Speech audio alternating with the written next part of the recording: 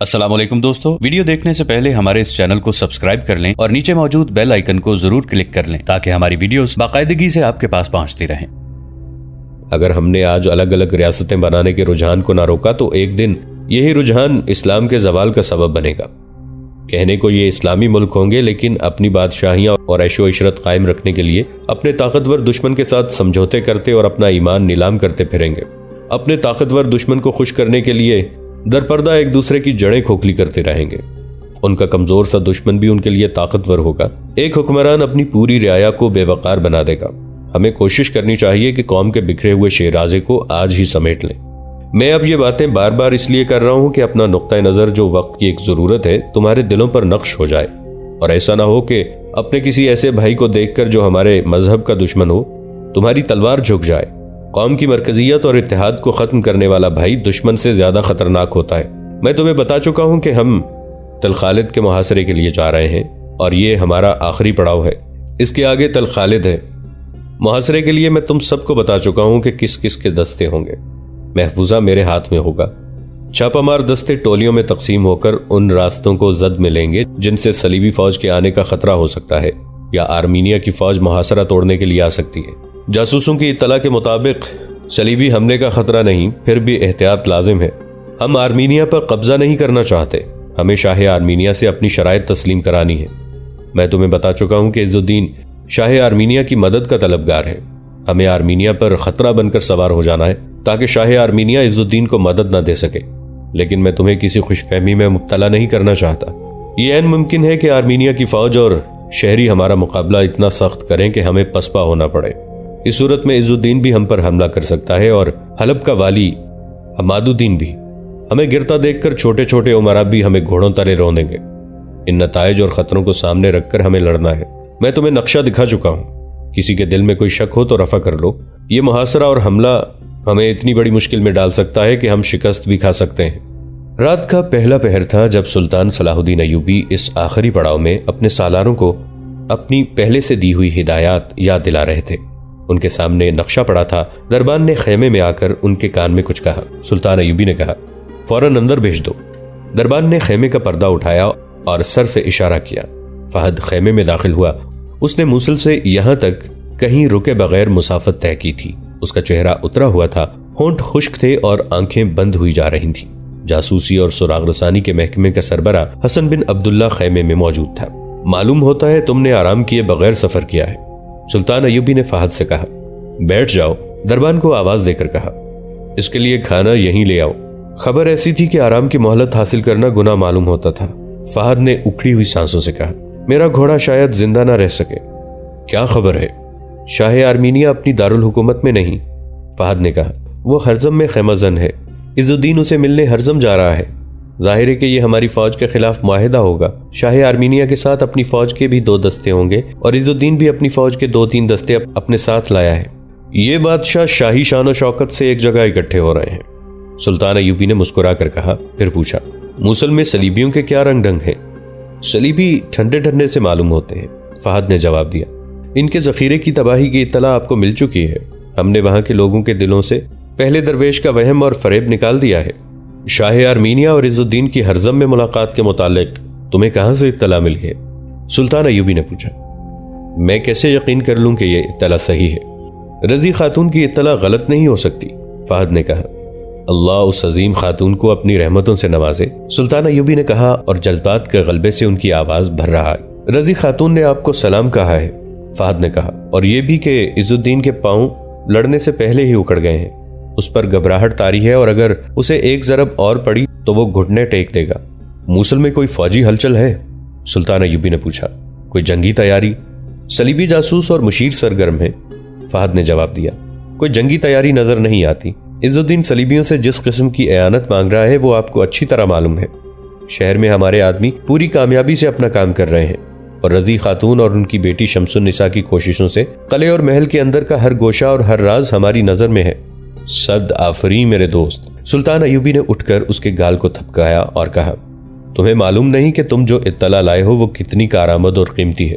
मुझे उम्मीद है कि नौजवानों का अब इतना खून खराबा नहीं होगा जितना मुहासरे और हमले में होता। उन्होंने सालारों से मुखातिब होकर कहा, अब हम तल खालिद का मुहासरा नहीं करेंगे, फौज उधर ही जाएगी। छापा मारों का सिर्फ एक दस्ता मेरे साथ हरजम की समत जाएगा। हरजम एक खूबसूरत जगह थी। हर तरफ सब्ज़ार चश्मे और हरे भरे दरख्त थे। हरियाली से ढकी हुई चट्टानें भी थीं। इस खित्ते को कुदरत ने तो हुस्न दिया ही था, आर्मीनिया के बादशाह ने उसे आकर जन्नते अर्ज बना दिया। शामियानों और कनातों ने महल का मंजर बना दिया। उनके अंदर रंगीन रोशनियों वाले फानूस लटकाए गए थे। 6-6 घोड़ों की बग्गियां भी थीं और मुहाफिज दस्ते के सवार और घोड़े तलिस्माती सी शान के हामिल थे। रक्स व सुरूद का खास इंतजाम था। आर्मीनिया की सबसे ज्यादा हसीन और नाचने वाली लड़कियां साथ लाई गई थीं। हरम की मुंतखब लड़कियों के खेमे अलग थे। शाह आर्मीनिया ने मरवीन के अमीर को भी वहां मदऊ किया था। मरवीन हरजम के करीब ही एक इलाका था जिसका अमीर कुतुबुद्दीन गाजी था। मरवीन उसकी जागीर थी। शामियानों, कनातों और खेमों से कुछ दूर शाह आर्मीनिया के 2 दस्ते फौज खेमाजन थी। शाह आर्मीनिया अमीर सरवीन के साथ 2-3 रोज शिकार खेलता रहा। फिर एक रोज वाली मूसल इजुद्दीन आ गया। उसके साथ भी अपनी फौज के 2 मुंतखब दस्ते थे। रात को रक्स व सुरूद की महफिल जमी। शराब की सुराहियां खाली हुई। औरत और शराब ने वो कैफियत पैदा कर दी कि ये मुसलमान हुक्मरान उनके उमरा, वुज़रा और सालार क़िबला अव्वल के साथ खाना काबा को भी भूल गए। रात ऐशो इशरत में गुजार कर वो सारा दिन गहरी नींद सोए रहे। इस रात जब वो शराब और औरत के नशे में मखमली कालीनों पर रंगीन फानूसों के नीचे बदमस्त हो रहे थे, उस रात सुल्तान सलाहुद्दीन अय्यूबी वहां से 2-2.5 मील दूर छापामारों के एक दस्ते के साथ पथरीली जमीन पर सोए हुए थे। उन्होंने छोटा सा सफरी खेमा साथ रखा था ताकि नस्ब करने और गाड़ने में ज्यादा वक्त सर्फ ना हो। वो यहाँ सुल्तान नहीं, छापामार बन के आए थे। उन्होंने खाना बदोशों के बहरूप में अपने जासूस हरजम के इस शाहाना कैंप का जायजा लेने और तमाम तर जरूरी मालूमात हासिल करने के लिए भेज दिए थे। इनमें फहद भी था। उसने फटे पुराने कपड़े पहन रखे थे। ये 3-4 जासूस अपने ऊंटों के मुहारे पकड़े कैंप के अंदर घूमते रहते थे। उन्हें कोई वहां हट जाने को कहता तो वो हाथ फैलाकर खाने की भीख मांगते। फहद शाही शामियानों के करीब से गुजरा तो उसे वो नौजवान खादिमा नजर आई जिसने उसे रजी खातून का पैगाम दिया था। फहद ने उसे पहचान लिया।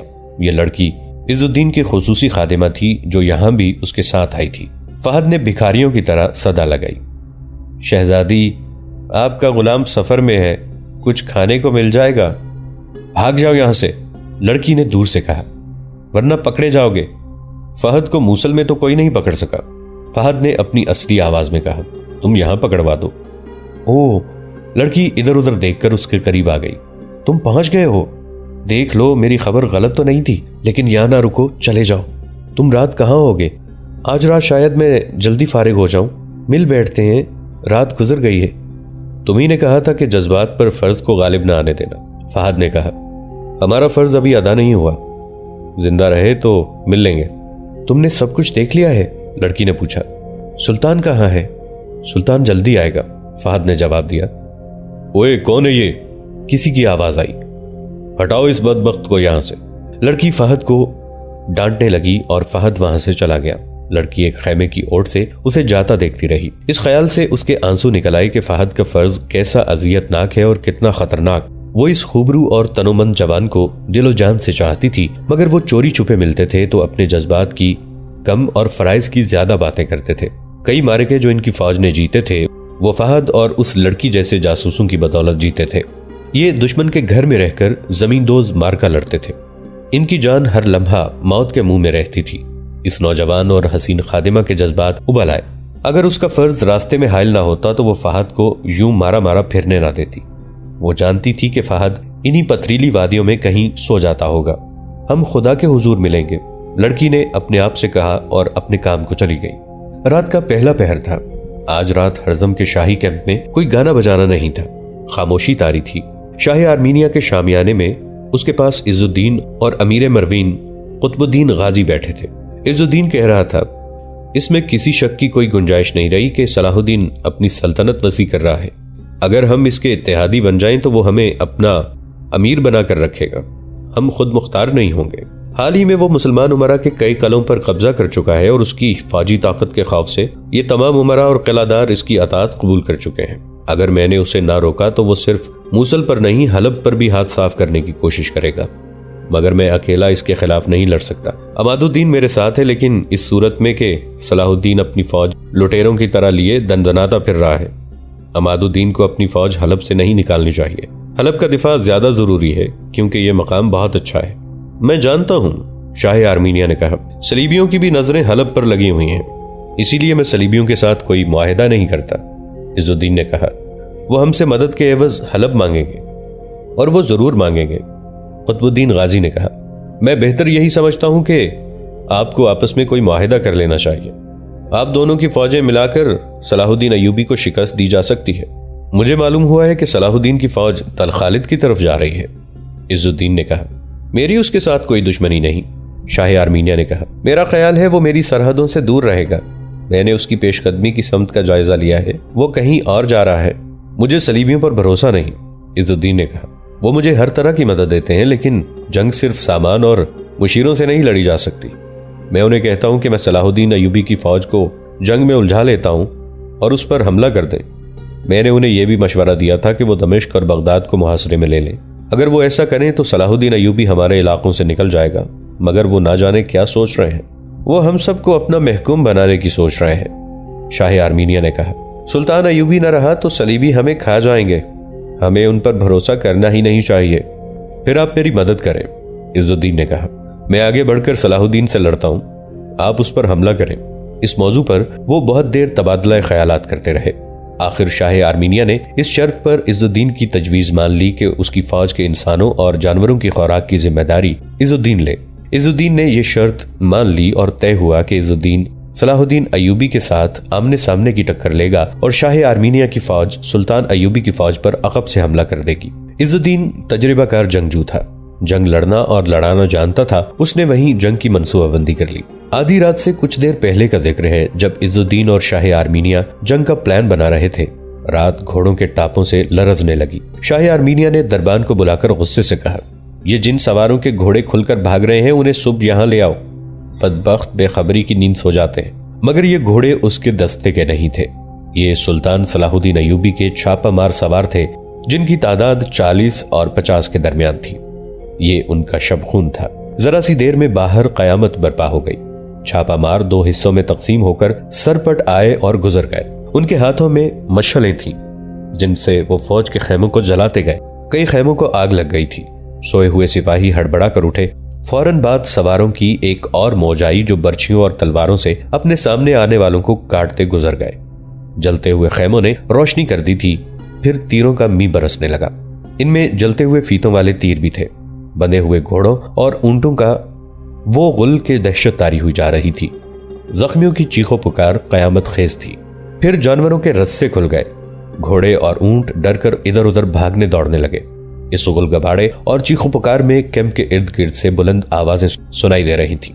हथियार डाल दो, इज़्ज़ुद्दीन हमारे सामने आ जाओ। शाह आर्मीनिया, तल खालिद हमारे मुहासरे में है। इनमें से कोई भी सामने न आया। इज़्ज़ुद्दीन ने अपने एक वफादार कमांडर से कहा कि वो उसे घोड़ा ला दे। बड़ी मुश्किल से उसे घोड़ा ला कर दिया गया। वो सवार हुआ और अफरा तफरी के इस कयामत खेज आलम में निकल गया। उसने अपने दस्तों की, अपने जाती अमले की और अपने साथ जो लड़कियां लाया था उनकी परवाह न की और जान बचाकर भाग गया। उस दौर का एक वक़ाए निगार असद अल असदी लिखता है कि सुल्तान अय्यूबी घेरा तंग करके इन हुक्मरानों को गिरफ्तार करना चाहते थे, लेकिन उन्होंने मसलहतन ऐसा इकदाम न किया। इसकी वजह यही हो सकती थी कि वो इन हुक्मरानों को अपना इत्तेहादी बनाकर उनकी फौजों को फतेह फलस्तीन के लिए इस्तेमाल करना चाहते थे। वजह खा कुछ भी थी, 1183 ईस्वी बमुताबिक 579 हिजरी का ये मारका सुल्तान अय्यूबी ने छापामारों से इसी तरह लड़ाया और उन्होंने आगे बढ़कर किसी को गिरफ्तार करने की कोशिश ही न की। इस शबखून की निगरानी उन्होंने खुद की थी। शाह आर्मीनिया ने भागने की बजाय वहीं रुके रहना मुनासिब समझा। रात गुजर गई। सुबह हुई तो कैंप में जले हुए खेमों की राख बिखरी हुई थी। लाशें पड़ी थीं, जख्मी तड़प रहे थे। घोड़े और ऊंट इधर उधर घूम फिर रहे थे। हमलावरों का कुछ पता न था कि कहां है। शाह आर्मीनिया जानता था कि सुल्तान अय्यूबी यहीं कहीं करीब ही होगा। वो सोचने लगा कि सुल्तान अय्यूबी को कहां तलाश करे। इतने में उसे 2 सवार आते नजर आए। वो शाह आर्मीनिया के सामने आकर उतरे और सलाम किया। वो सुल्तान अय्यूबी के फौजी हुक्काम थे। सुल्तान सलाहुद्दीन अय्यूबी ने सलाम भेजा है, एक ने कहा। उन्होंने कहा है कि वो किसी को गिरफ्तार करने का इरादा नहीं रखते। इज़्ज़ुद्दीन वापस मूसल चला जाए और आराम से बैठकर सोचे। और शाह आर्मीनिया के लिए सुल्तान मोहतरम ने पैगाम दिया है कि उनकी फौज तल खालिद के करीब पहुंच गई है। आपको शाम तक वहां से इत्तला मिल जाएगी। आपके पहुंचने तक आपका दारुल हुकूमत हमारे कब्जे में होगा। अगर आप सुल्तान शाम व मिस्र की शराइत कबूल कर लें तो तल खालिद से फौज वापस आ सकती है। अगर आप मुकाबले का फैसला करते हैं तो नताइज को पहले जहन में रख लें। हमें पैगाम का जवाब दें, आप हमारे मुहासरे में हैं। सुल्तान सलाहुद्दीन अयूबी को मेरा सलाम कहो, शाह आर्मीनिया ने कहा। मैं अपने एक वजीर को शाम से पहले सुल्तान के पास भेज रहा हूँ। दोनों सवार चले गए। शाह आर्मीनिया का ये वजीर बख्तिमूर था जो उसके साथ था। शाह आर्मीनिया ने उसे कहा कि हमें इन लोगों के इख्तलाफात और अदावत में पड़ने की जरूरत नहीं। उधर तल खालिद मुहासरे में है और हम यहाँ हैं। जाओ सलाहुद्दीन अयूबी से कहो कि अपनी फौज वापस ले जाए। हम उसके किसी दुश्मन के साथ कोई मुआहिदा और कोई इत्तेहाद नहीं करेंगे।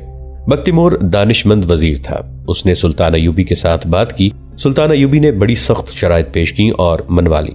बख्तिमूर ने तहरीरी वादा दे दिया कि शाह आर्मीनिया की फौज सुल्तान अयूबी के किसी दुश्मन की मदद को नहीं जाएगी। सुल्तान अयूबी ने मुहासरा उठा लिया और शाह आर्मीनिया से मिले बगैर तल खालिद को रवाना हो गए। एक और अहम मकाम दयार बकर था जो उस जमाने में अमीदा कहलाता था। इस मकाम को जंगी अहमियत हासिल थी और इसकी अहमियत ये थी कि इसके गिरदोनवाह के इलाके के लोग जंगजू और फन्ने सिपाहगरी के माहिर थे। सुल्तान अयूबी की फौज में बहुत से सिपाही इसी इलाके के थे। अपनी फौज की कमी सुल्तान अयूबी इसी इलाके से पूरी किया करते थे। यहाँ के लोग तो सुल्तान अयूबी के हामी थे, मगर उनके हुक्मरान अपनी हुक्मरानी कायम करने की खातिर सुल्तान अयूबी के मुखालिफ थे और मुसलमान होते हुए सलीबियों के साथ दरपर्दा दोस्ती की कोशिश में थे। सुल्तान अयूबी ने अपनी फौज को दयार बकर की तरफ पेशकदमी का हुक्म दे दिया। ये बर्क रफ्तार पेशकदमी थी। सुल्तान अयूबी ने अपने सालारों को इतना ही बताया कि दयार बकर को मुहासरे में लेकर उस जगह पर कब्जा करना है और फतह की सूरत में वहां के मौजूदा अमीर की कोई शर्त तस्लीम नहीं की जाएगी, कोई रहम नहीं किया जाएगा। मेरा ख्याल है कि इन उमरा पर जुल्म न किया जाए, एक सालार ने कहा। इनकी अफवाज को अपनी फौज में शामिल करके उन्हें बराए नाम अमीर रहने दिया जाए। मैं अब किसी सांप को कौम की आस्तीन में नहीं पलने दूंगा। सुल्तान अयूबी ने कहा, मुझे इत्तलाएं मिली हैं कि यह शख्स अपने इलाके के लोगों को हमारी फौज में शामिल होने से रोक रहा है और वो खिलाफत के खिलाफ कार्रवाइयां कर रहा है। हमेशा याद रखो कि मरकज से खुद मुख्तारी मांगने वाले या दरपर्दा कोशिशों से अलग होने वाले गद्दार होते हैं और ये गद्दार बहुत खतरनाक होते हैं क्योंकि वो कौम के दुश्मन से मदद लेते और अपनी कौम यानी खिलाफत के खिलाफ इस्तेमाल करते हैं। मैं ऐसे लोगों का सर कुचल देना चाहता हूं ताकि जब आपका असल दुश्मन यानी सलीबी आपके सामने आए तो आपकी पीठ पीछे से कोई वार करने वाला ना हो और कोई सांप जमीन से निकलकर आपको डंक ना मार सके। दयार बकर अल्लाह के सिपाहियों का खित्ता है। हमारी फौज की 1/4 नफरी इसी खित्ते की है। अगर हमने इन जंगजुओं के गद्दार हुक्मरान को बख्श दिया तो इस खित्ते के लोगों का ईमान भी तबाह हो जाएगा और फन्ने सिपाहगरी भी। सारी कौम या किसी मुल्क के तमाम लोग गद्दार या बेईमान नहीं हुआ करते।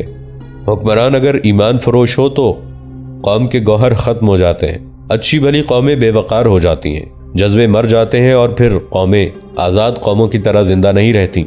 हमें अपने इस किस्म के हुक्मरानों को ख़त्म करना है और सल्तनत इस्लामिया का एक मरकज बनाना है। आपने देखा है कि खिलाफत बगदाद मफलूज होकर रह गई है। अगर खिलाफत का हुक्म चलता तो हमें फौज कशी न करनी पड़ती। ये फौज का फर्ज है कि मुल्क के अंदर इंतशार को और नाअहल और ईमान फरोश हुक्मरानों को ख़त्म कर दे। मैं फिर वही अल्फाज दोहराता हूँ कि तारीख यही कहेगी कि 6वीं सदी हिजरी की फौज निकम्मी थी जिसने न खिलाफत का वक़ार बहाल किया न दुश्मन को ललकारा। दयार बकर का मुहासरा इतनी तेजी से हुआ कि अंदर वालों को मुजाहिमत की मोहलत न मिली। सुल्तान अयूबी ने हिदायत दी थी कि शहरियों का नुकसान कम से कम हो। अंदर अपने जासूस मौजूद थे और सुल्तान अयूबी खुद भी शहर से और निगरान के महल और हेडक्वार्टर से वाकिफ थे। इसलिए मंजनीकों से जो पत्थर और आतिशगीर सियाल की जो हांडियां फेंकी गईं वो सरकारी इमारतों पर फेंकी गईं। बाहर से ऐलान किए गए कि अमीर हथियार डालकर बाहर आ जाए, लेकिन किले की दीवारों पर खड़े अमीर ने जवाबी ऐलान किया कि हथियार नहीं डाले जाएंगे, लड़ो और शहर ले लो। दयार बकर की फौज ने जमकर मुकाबला किया। सुल्तान अयूबी मुहासिरों के माहिर थे, लेकिन उन्होंने मुजाहिमत देखी तो समझ गए कि यह मुहासरा तूल पकड़ेगा और इसके लिए कुछ ज्यादा ही कुर्बानी देनी पड़ेगी। दीवारें तोड़ने वाले अफराद रात की तारीकी में दीवार तक पहुंच गए, लेकिन ऊपर से उन पर आग फेंकी गई और वजनी पत्थर भी फेंके गए।